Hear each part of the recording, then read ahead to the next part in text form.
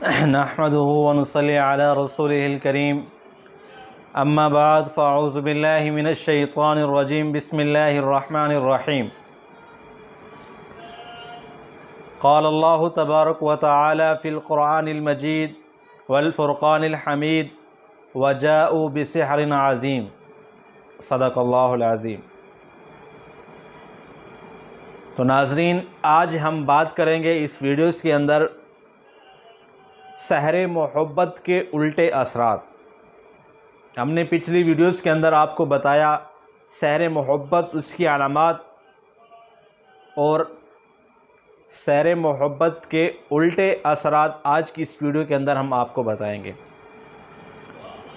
تو ناظرین، عام طور پر یہی دیکھا جاتا ہے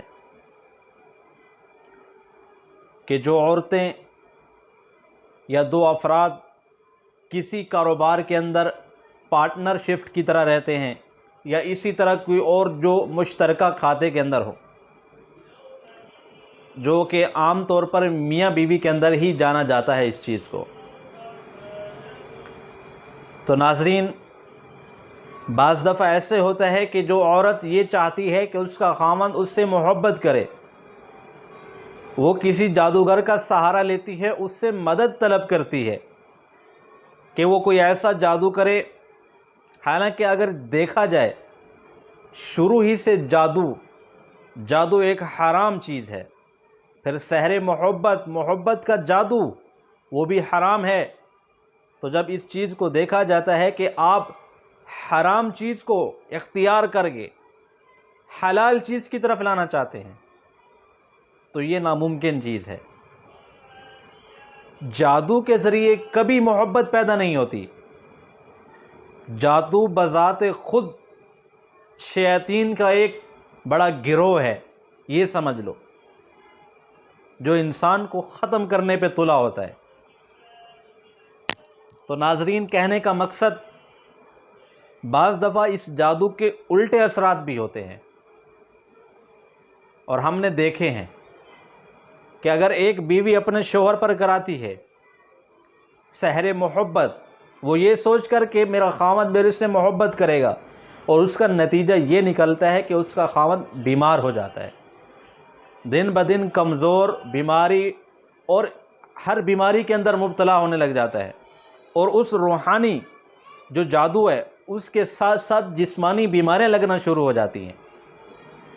اور جو اس کا دوسرا منفی اثر ہوتا ہے، بجائے محبت کے نفرت ہونا شروع ہو جاتی ہے میاں بیوی کے درمیان۔ حالانکہ یہ سمجھ کر جادو کیا جاتا ہے تاکہ ان دونوں کے درمیان محبت پیدا ہو، لیکن بجائے محبت کے ان دونوں کے درمیان نفرت ہونا لگ جاتی ہے۔ اور تیسرا اس کا جو بڑا منفی اثر ہوتا ہے کہ وہ شخص اپنی بیوی کو نفرت کرنے کے ساتھ ساتھ اپنے والدین سے بھی نفرت کرنے لگ جاتا ہے۔ اور چوتھا جو اس کا منفی اثر یہ ہوتا ہے، اپنی بیوی، اپنے بچے، اپنے والدین، حتیٰ کہ دنیا کے اندر ہر اس انسان سے اس کو نفرت ہو جاتی ہے جس کو وہ دیکھتا ہے۔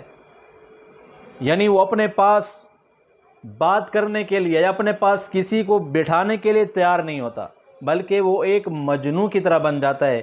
یعنی ایک نفسیاتی بھی کہہ لو، مجنوں بھی کہہ لو، اپنی زندگی میں گم سا ہوتا ہے، اس کو کسی چیز کا پتہ نہیں ہوتا، نہ ہی وہ کسی کی سننے کے لیے تیار ہے اور نہ ہی وہ کسی کو سنانے کے لیے تیار ہے، بلکہ وہ آہستہ آہستہ بیماریوں کے اندر مبتلا ہوتے ہوتے آخر دنیا سے ہی رخصت ہو جاتا ہے۔